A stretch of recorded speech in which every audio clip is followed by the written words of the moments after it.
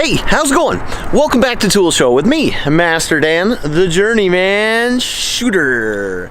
And today it's a beautiful morning and I'm up in Crescent Heights here and just figured I'd have a quick talk with you guys over one of our delicious coffee time segments. And caramel drizzle, and we all know why Snoop Dogg drinks this kind of coffee, and faux drizzle.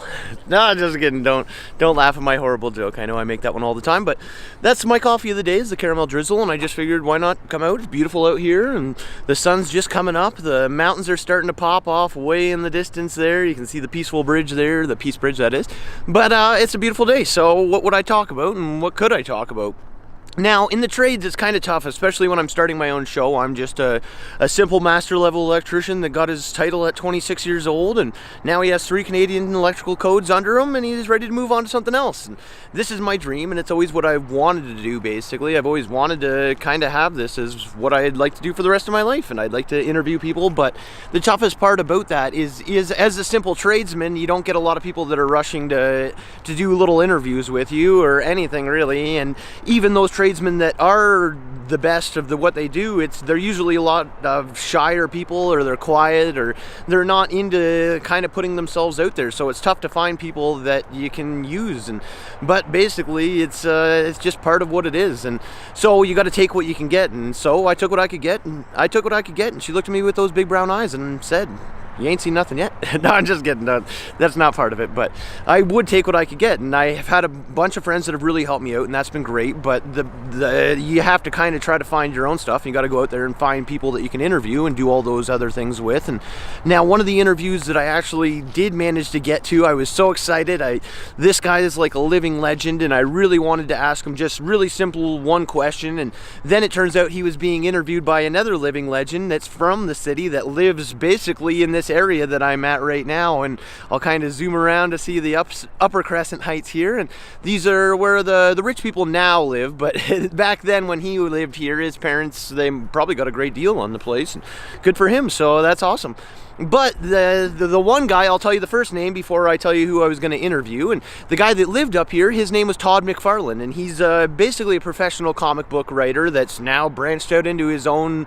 He's got his own company with his own movies that are coming out. Spawn is his biggest thing, and that's a major cool thing to have somebody like that from Calgary that actually went here. He married his high school sweetheart. It's pretty amazing. You don't get to see that every day, and I didn't know it until basically after he'd already signed up to come here. I ended up reading it online, but that's still pretty cool that Todd McFarlane was there, and he was interviewing the guy that I really wanted to ask a question to. And all I really wanted to do was ask one question, so I got there early, and I lined up in front of so many people and ended up lining up in the wrong line, had to go to another line. That lineup turned out to be the wrong one. They sent me outside. I went and got in the lineup again outside, and we got in this huge line, and I was so nervous I wasn't going to get to ask my question, but I ended up getting a great spot where I could walk up and ask a quick question, and I ended up sitting there for the whole time with my friend from the Ukraine, who I just wanted to film like me asking this one simple question. So I gave her my phone, and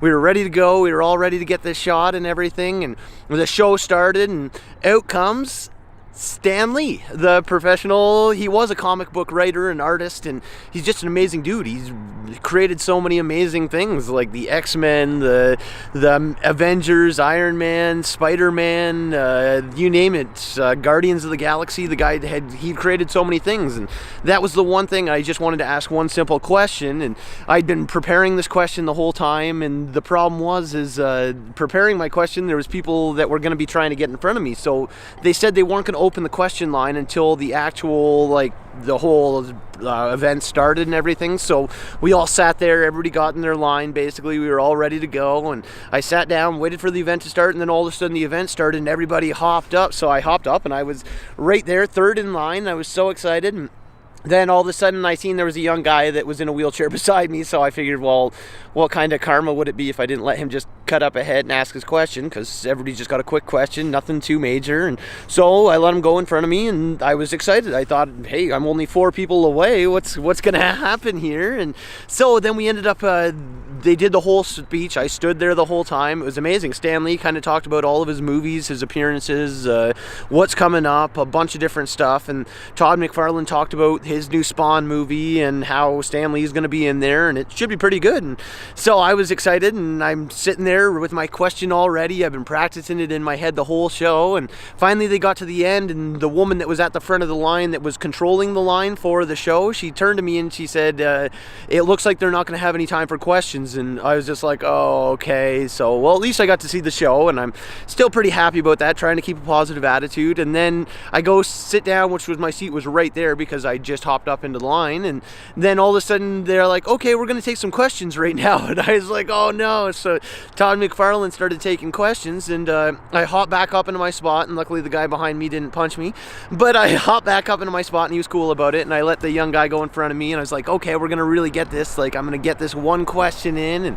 And what happens? They ask the guy in front, he decides to just thank him. So instead of asking 3 questions they could have got in, he just said, I'd really like to thank you, Mr. Lee. And then he kind of started an eruption of applause in the crowd, and then it went into another, well, you were such a great person. And it's like, he knows he's great. You can send him an email online. It's not like you ask him a question. That's what this is for. People want to hear like his questions. They don't want to hear just thank you. It's true, like we're all happy he's there, and everybody's thankful. He's a hero to so many people. He's a superhero to millions, actually, and that's just part of it. But like you got to kind of let the people behind you, you got to respect the line. That's I know it's a Canadian thing that we respect that line, and I always wait in the line. It's just part of it, and you got to be polite and respectful. You can't freak out while you're in line and mutter and hum and be angry. You just got to try to make the most out of it. But so we ended up sitting there, and the first 2 guys thanked him, and then the other kid on the other side asked a question that was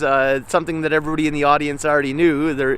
It's like, well, did you look on your phone and type in this question before you decided to get in line and waste everybody else's time? But no, I'm just kidding. I don't want to get down on the kid. You got to still be positive about him. But that was the other thing, and I just tried to make the most out of that one. So we basically, I waited there, and he ended up getting through probably 5 or 6 questions altogether. So there was only one guy still ahead in front of me, and sadly it was the kid that was in the wheelchair there, and he didn't end up getting to ask his question either. But so I didn't end up getting to ask my question, which is the long part of the story, and I ended up having to sit down and wait there for basically the whole time, and nothing really happened or came from it. So that's why I figured I'd come here and ask my question real quick, and I figured it's something good. So basically, if I was able to get up to the front of the line like I wanted, I would have been able to have my friend take her camera, or take my camera and just kind of record me asking a question. And I would have probably ended up putting it on the show, and you guys would have changed my life, and I would have became rich, famous, and Stanley probably would have signed me right there. Same with Todd McFarlane would have asked me to be in the next movie, and it would have just been amazing. But sadly, that didn't come from it. But what I wanted to do, though, is the question that I really wanted to ask was, this is what I would have said. If I would have got up to the front of the line, I would have been standing there, and I would have said, hey, thank you so much, you guys, for the time. And one thing, I have a small community access comedy tool show, and right now it's really small, but someday it's going to be really big. What's your favorite small project that became a big project later? And that's it. So people would have been able to actually hear one of his responses and actually be able to hear something cool or something unique or something. He probably has a great story like Iron Man or like Wolverine. Like, who doesn't love the Wolverine? The Pocomoxa. That was like my second video, was about the Pocomoxa and the Russian Wolverine, because technically in Russia there's a Wolverine and they call him the Pocomoxa. And I always said I don't know why they didn't just call their their Wolverine the Wolverine, because that's the animal. But that'd be a great question to ask for Stanley as well too, was why didn't they just call him the Wolverine in Russia, or what's your favorite tool? That's always my go-to question. If I ever meet anybody famous, it's what's your favorite tool and why? Or unless it's the Pope, I have one really good question for the Pope, and that's how many chicken wings could you eat in one single sitting if you had to eat as many chicken wings as you could, and it was like a life or death situation? How many chicken wings could you eat? And hopefully, I think I could probably do about 80, maybe 100 if I had to, if it was life or death, because I remember I had a roommate one time when we were in the oil patch, and he ate about 80, and I think he almost got meat poisoning from it. But it was and yeah, staying in the same hotel room as a guy that just ate 80 chicken wings is it's not something you want to put yourself into. So that's just a life or death situation. But then also I had another question for Todd McFarlane too, because you don't really get to ask Todd many questions, and he's from Crescent Heights up here in Calgary, where it's a beautiful place to live. And he was talking about his story of how he met Stan Lee when he went to Florida for a baseball tournament. And I played baseball as a kid too. I love the Tigers, and that's my team basically. I know they say Canada's team is the Toronto Blue Jays, but that's the Toronto Blue Jays that say that, because Canada is a big country. There's so many people that live closer to different cities than Toronto, and your baseball team can change. So Seattle's closer to Vancouver. I lived right across the border from Detroit, so we'd take the bus across to go to the Tigers games all the time, and big Tigers fan. But I'm getting away from my Todd McFarlane question. But for my Todd McFarlane question, it's one of the same questions as I'd ask Ewan McGregor too, because he's in town right now, and I really like to ask him a couple of questions. But I have one of my questions for him is, let me set my coffee down here. But yeah, one of the questions that I have for Todd McFarlane, and Ewan McGregor, if he's watching too, I know he probably is, but no, I'm just kidding. I don't think there's many Jedi Masters that are watching my show just yet. But he's in town, and I'd really like to ask him the same question almost. But I have a whole list of questions for him because he's a genius too. But Todd McFarlane, your one question is, what was it like to work with an acting genius like John Leguizamo? No, just kidding. That is my real question. But yeah, John Leguizamo. He's a love, peace, and what is it? Love, peace, and chicken grease. Yeah, good old John Leguizamo. So that's it. You don't have to answer that, Todd. I'd prefer you just to kind of give me a cool spot in one of your new Spawn movies. That'd be awesome if I could just have any kind of spot. It would really kind of change my life, and that's all I'm looking for. Is I don't want to be a tradesperson forever. And it's just like I was saying at the beginning of the thing.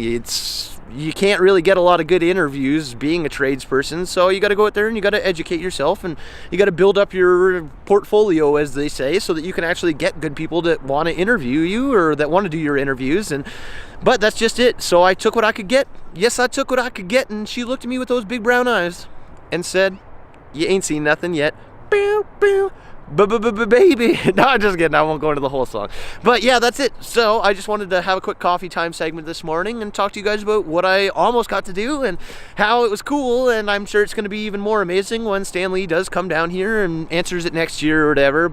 Or he just answers it online or invites me to California. That'd be really cool because it's cold here in Calgary, and I don't mind going from one Cali to the next. So thank you so much. California love to all you guys up there, Stan Lee and all your friends, and same with Todd McFarlane, everybody. If you guys could ever get back to me, that would be amazing, and I'd really appreciate a cool spot in one of your movies, so that'd be awesome too. But I'm just a dreamer that's out there trying to be something someday. And thank you guys very much for Tool Show. I'm Master Dan, the Journeyman shooter. Get out there and you guys ask your questions. Thank you so much.